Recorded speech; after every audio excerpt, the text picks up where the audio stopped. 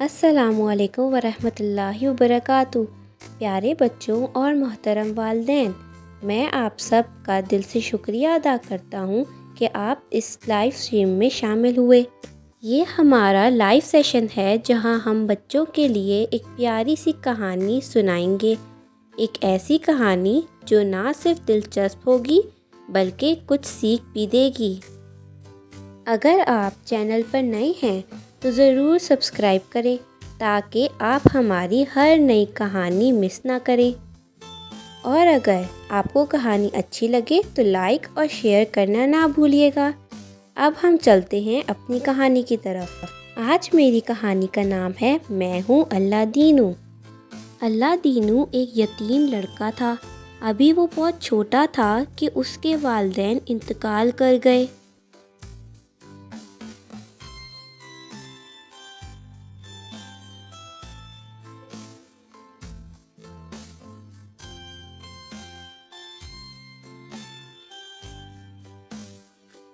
बस उसकी एक बूढ़ी नानी थी जिसने उसे पाला पोसा था, मगर अब नानी भी बहुत बीमार रहने लगी थी।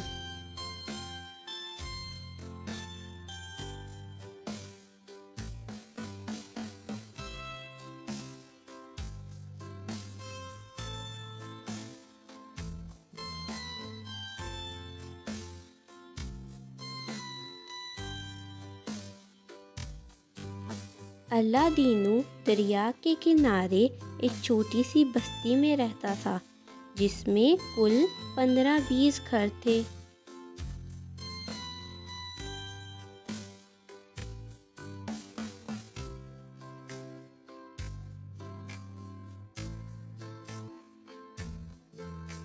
सब गरीब मछेरे थे और दरिया से मछलियाँ पकड़कर अपनी गुज़र बसर करते थे।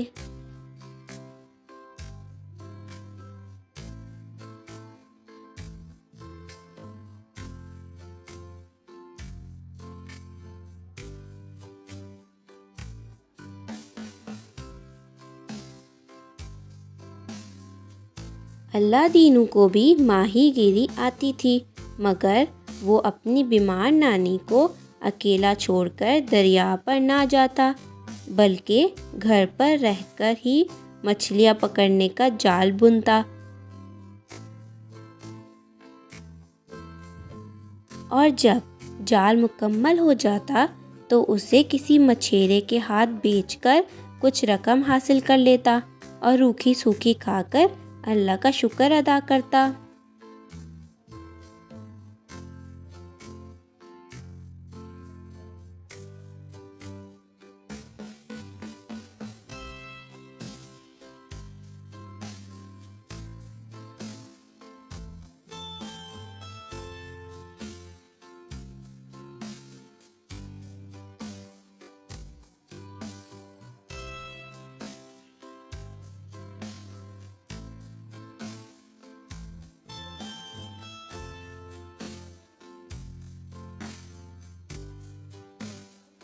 अल्लाह दीनू की झोंपड़ी एक ऊंची चट्टान पर थी, जबकि बस्ती के दीगर घर नीचे ज़मीन पर थे।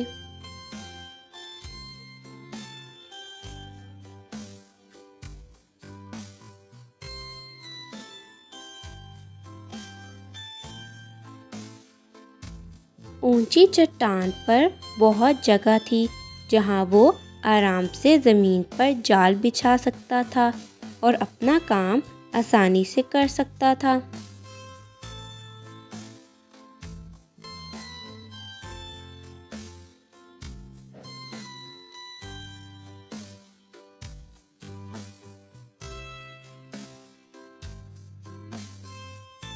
वो अपनी नानी की खिदमत करता और उनकी दुआएं लेता। नानी को ये देखकर बहुत अफसोस होता कि अल्लाह दीनू अभी सिर्फ 10 बरस का था, मगर घर की सारी जिम्मेदारी उसके कंधों पर थी।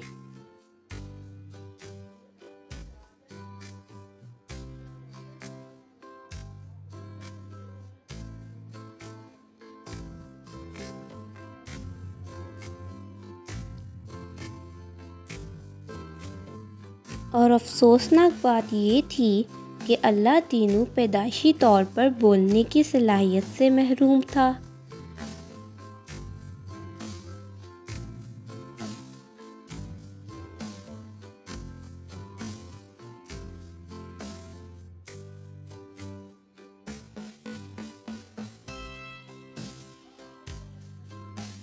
वो सिर्फ इशारों कनाइयों से अपनी बात समझा सकता था और बस।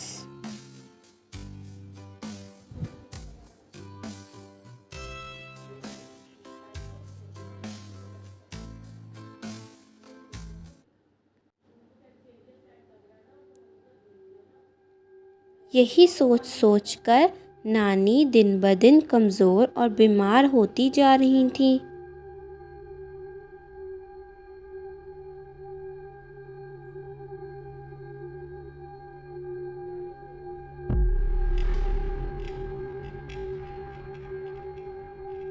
अल्लाह दीनू उनकी खिदमत में कोई कसर बाकी ना उठा रखता। कुछ दिनों से नानी को तेज़ बुखार और शदीद खांसी थी। वो रात रात भर सो भी ना पाती थीं।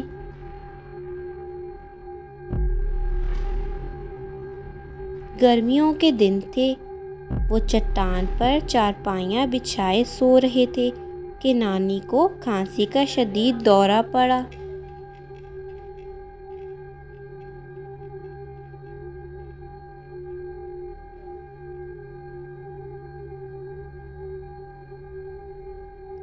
अल्लाह दीनू ने सुराही से पानी उंडेला कि नानी को पिला सके।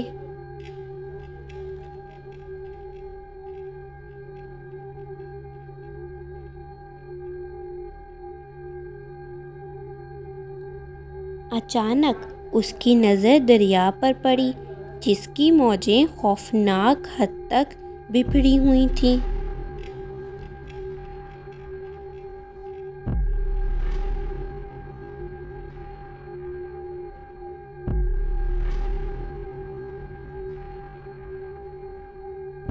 चांदनी रात में दरिया की बेरहम मौजों को आसानी से देखा जा सकता था।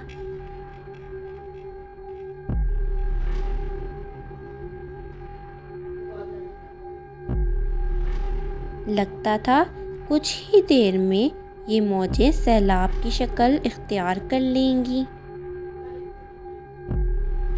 और बस्ती तक पहुंच जाएंगी।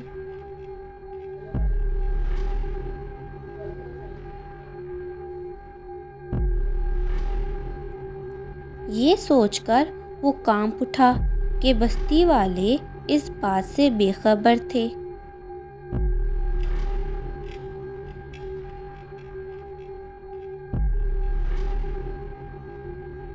ज़्यादातर लोग बेखबर सो रहे थे और जो जाग रहे थे उन्हें भी इस बात का इल्म ना था कि चंद लम्हों के बाद सैलाबी रेला उनकी कच्ची बस्ती को बहा ले जाएगा।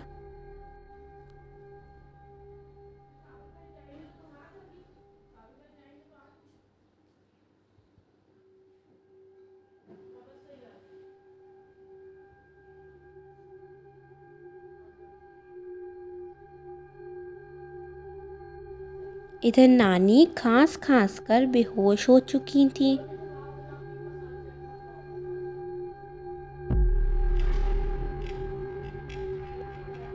और बेचारा अल्लाह दीनू तो बोलने की सलाहियत से ही महरूम था।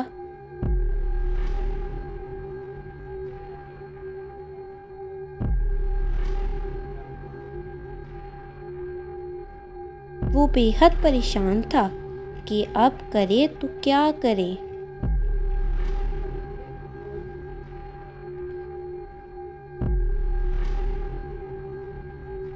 बस्ती के लोगों की जान कैसे बचाए, क्योंकि सैलाब का पानी तेजी से बस्ती की तरफ बढ़ रहा था।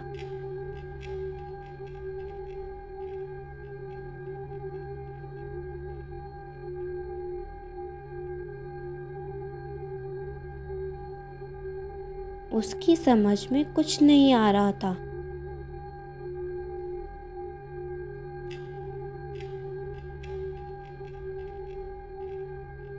उसने दिल ही दिल में अल्लाह ताला से दुआ की, ऐ अल्लाह मेरी मदद फरमा।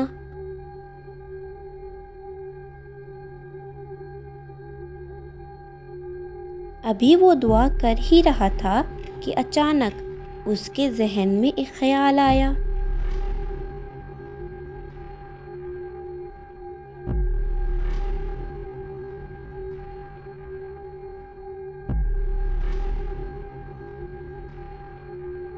उसने जल्दी जल्दी मिट्टी का तेल अपनी झोंपड़ी पर छिड़का और आग लगा दी।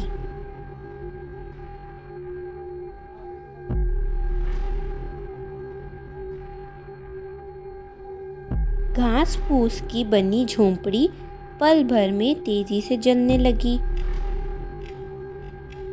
और आग के शोले बुलंद होने लगे।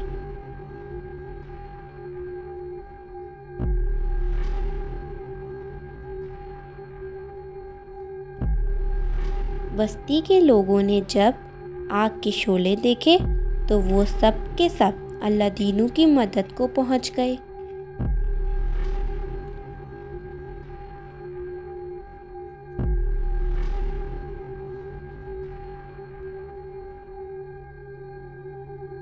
शोर सुनकर सोते हुए लोग भी जाग गए थे और वो भी आग बुझाने चट्टान पर पहुंच गए।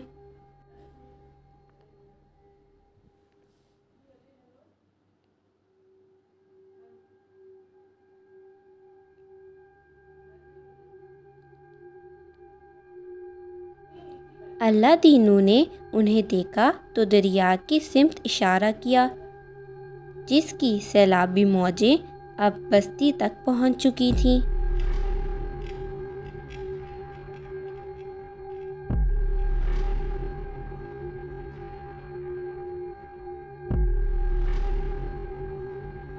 बस्ती वालों ने जल्दी जल्दी ज़रूरी सामान चट्टान तक पहुंचाया और अल्लाह के करम से ऊंची चट्टान पर होने की वजह से बस्ती के सारे लोग सैलाब से महफूज रहे।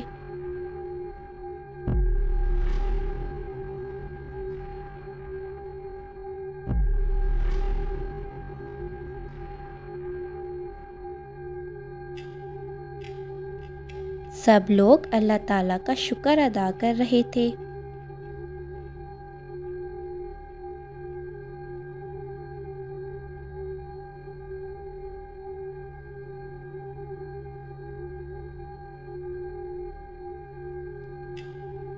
और साथ ही साथ अपने उस खामोश मोहसिन के भी शुक्रगुजार थे, जिसने अपनी अक्लमंदी से उन सबकी जानें बचा ली थीं।